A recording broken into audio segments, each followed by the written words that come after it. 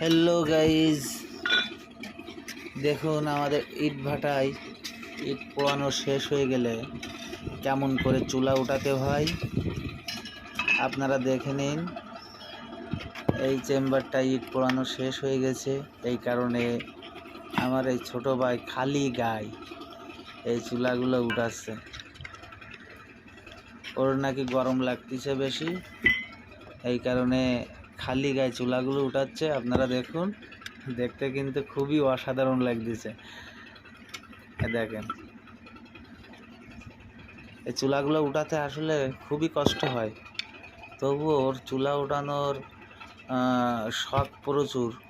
এই কারণে আমারে এসে বলে, ভাইয়া আমি কি উঠাই দেব?